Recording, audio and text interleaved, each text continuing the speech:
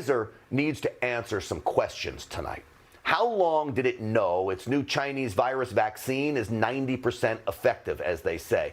Everyone will admit, if this news came out last Monday and not today, President Trump would not find himself in the precarious position he is in. In fact, he would have most certainly soared to victory, even in spite of the widespread election fraud that I am still confident will be rooted out. But why should anyone be surprised by all of this and the curious timing of Pfizer's announcement? This is playing out just as we predicted here on Stinchfield. With the election behind us, the media is now declaring the Chinese virus will soon be wiped out with this vaccine. Lives will be saved along with the global economy. Even the Biden campaign threw out all social distancing rules for their sham of a victory speech this weekend. People ditched their cars. Some ditched their masks as well. We're sending Donald Trump back to Florida. We don't want him in New York. Well, of course, that's Senator Chuck Schumer. You see, post-election, all is well, as even Senator Schumer ditches the social distancing recommendations, proving they were never serious about the dangers. But here's the reality. If it were not for President Trump and his determination in pushing Operation Warp Speed on the drug companies, the vaccine would still be months away. Pfizer owed it to the president to announce this terrific news before the election. He deserved that at the least. Instead, they apparently sat on the news. Pfizer's silence helped to sink the president on Election Day. So did Dr. Fauci's along the way as well. We would be giving vaccine to people very likely before the end of this year. That is good news. Yeah, good news, right? He says. How much did Fauci know before all this as well? So the Democrats celebrate Joe Biden and his current position. But beyond that, there isn't much for them to cheer about. It is the Democrats that are sinking, by the way, and their party is in absolute disarray, and we can thank the president for that, too. The Democrats lost seats in the House of Representatives. They failed to take back the Senate, which means they will have less power in Congress than they do now. Republicans hold the majority in 31 state legislatures. That is important for so many reasons, but maybe the most important being that this is a congressional redistricting year. Republican legislatures will draw the lines that will shape how Congress looks for many years to come.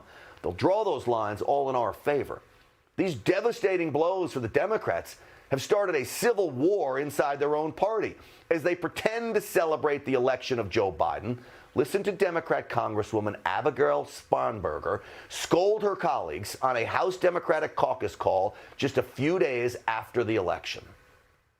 If we are classifying Tuesday as a success from a congressional standpoint, we will get torn apart in 2022.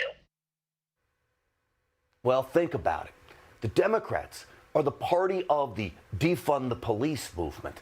That backfired on them. They are the party of socialism. That backfired on them. And as Spanberger points out, let the inter-party war begin.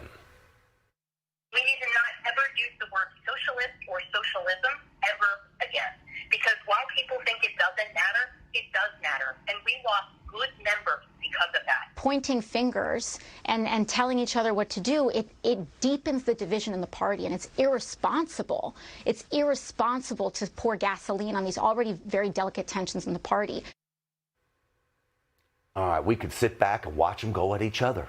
We need to use these deep divisions against them. A divided foe is far easier to conquer. The Democrats are most certainly divided and are in disarray. We must give President Trump credit for that. He exposed the Democrats for what they are. He exposed the media as the liars and the shills that they are. And the president has taught Republicans how to finally fight. He may not have won yet, but he has given us many victories with, I promise you, more to come, which is why you cannot count him out yet. The legal battles will play a role. They are important. So could possible recounts in states like Wisconsin and Pennsylvania and possibly Georgia. But make no mistake, the media does not decide who the president-elect is. The people do.